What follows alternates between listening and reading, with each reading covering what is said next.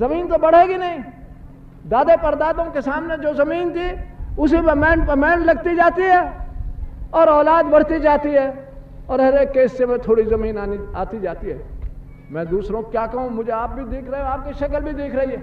میں تو اپنے گھر کی بات کہتا ہوں کہ اسے 50 سال 60 سال پہلے جو میرے گھر والوں کی حالت تھی کسانوں کی, میں ایک معمولی کسان کے گھر پیدا ہوا ہوں, کاشتکار کے گھر.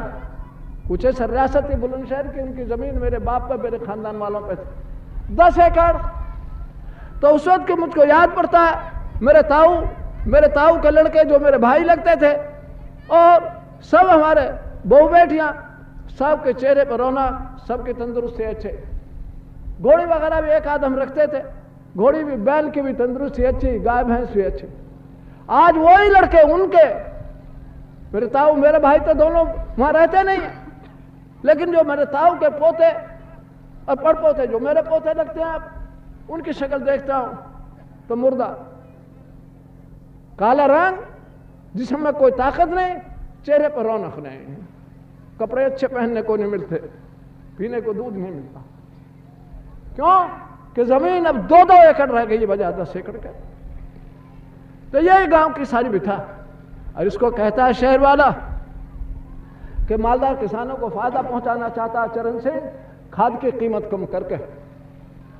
تو یہ بے روزگاری کا, پہلے جب انگریز آیا تھا گاؤں میں 25% آدمی دستکاری میں لگا ہوا تھا, کپڑے بناتا تھا, صابن بنا لیتی تھی گھر کی بہو بیٹیاں, دیا سلائی بناتے تھے, جوتا وہیں بنتا تھا, 1000 کام ہوتے تھے ہاتھ سے. دستکاری میں 10 معنی ہاتھ, جو ہاتھ سے کام کیا جائے, ہست کلا بھی کہتے ہیں ہندی میں.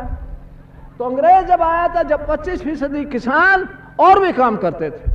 ہمارے یہاں ڈھاکہ کی ململ مشہور تھی دنیا میں, وہ کسان بناتا تھا, اپنے خالی وقت میں کھیت میں کام کیا اور خالی وقت میں کپڑا بنایا. انگلستان میں جاتا تھا اور انگلستان کے لوگ اپنے ملک کے بنے ہوئے کارخانے کے مقابلے میں ہندوستان کے بنے ہوئے ہاتھ کے کپڑے کو پسند کرتے تھے اور خریدتے تھے. تو دوسرے روزگار تھے, اب دوسرے روزگار سب ختم ہو گئے. کسانوں کی تعداد پہلے 60-100 میں وہ 72 ہو گئی, اور دستکاروں کی تعداد 25 تھی, اب سب کارخانے میں لگے ہوئے, تھوڑے بہت دستکار بندے ہیں, ان کی تعداد مل کر کل 9 رہ گئی. 25 سے 9, 60 سے 72, دیش غریب ہو گیا.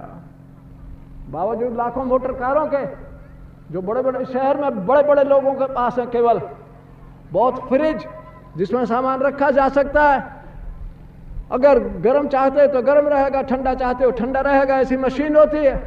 اور یہ ریڈیو اور ٹیلی ویژن سیٹ اور گگن چمبی بڑی بڑی عمارتیں بنی ہوئی ہیں دلی میں, بمبے میں.